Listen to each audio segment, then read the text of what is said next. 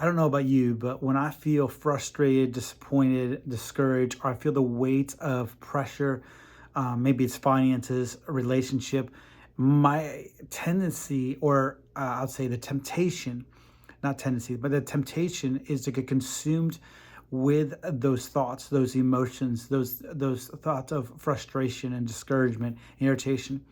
And as I do that, I realize that I have like this table that's sitting there with all these friends around the table. Say, come sit with us. Let's talk about this. These voices of discouragement and hopelessness and offense and justification and just trying to get you caught up in the swirl of this pit, this that of this junk that gets you immobilized. It gets you to a place of being stuck, cloudy, confused. And I want to tell you something that the Lord has continued to challenge me in that place to get out of that pit, and that is Thanksgiving. I know it sounds basic, but I'm telling you, I want to encourage you. If you're feeling overwhelmed, you're feeling anxiety, you're feeling worry about what's going to happen, you feel that frustration towards somebody, Thanksgiving will actually shift your mind to bring you back to your right mind. It will actually bring you back to a place of truth, of clarity, of hope, of God's perspective, of who He is, what He will do.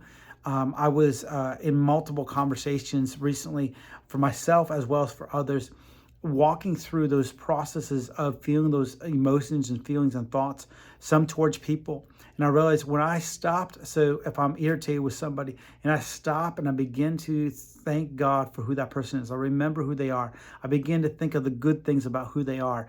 All of a sudden, my perspective shifts from offended and frustrated and no love at all to a place of love, compassion, understanding. I might feel worried about things that are about to come up, challenges that where I'm facing, lack of finances, or not sure how we're going to fulfill the things we're supposed to be doing.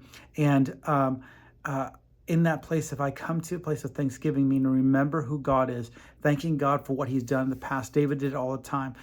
God, thank you. You did this. You did this for the Israelites. You crossed the Red Sea. You caused them across the Red Sea. You gave them the promised land. You brought down the walls of Jericho. He was reminding himself of truth of what God has done so that he can have clear perspective. And I'm telling you, right, it is a critical component for me in this walk, in my business, my life, that Thanksgiving is a key to shift my understanding of truth, to align myself to who He is and what is truth, and to walk in authority into the situation. A lot of us give our authority away because we get consumed with those thoughts, emotions, frustrations, anxieties, instead of renewing our mind to the place of truth of what God has done, is doing, who He is, who people are, so that I can have an alignment of how to walk this out. Again, Thanksgiving, stop, begin to be thankful. Maybe it's a person, maybe it's a situation.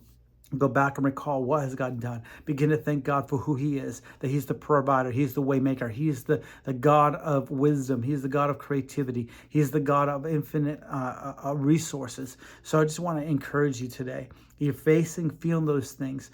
If it's a person, if it's a situation, stop and begin thankful and watch what happens in your mind and in your heart. And then you'll be able to have clarity. You'll be able to have truth. You begin to have perspective and then authority to be able to speak in and function in confidence in the situation you're in. So I just bless you today with the grace to be thankful.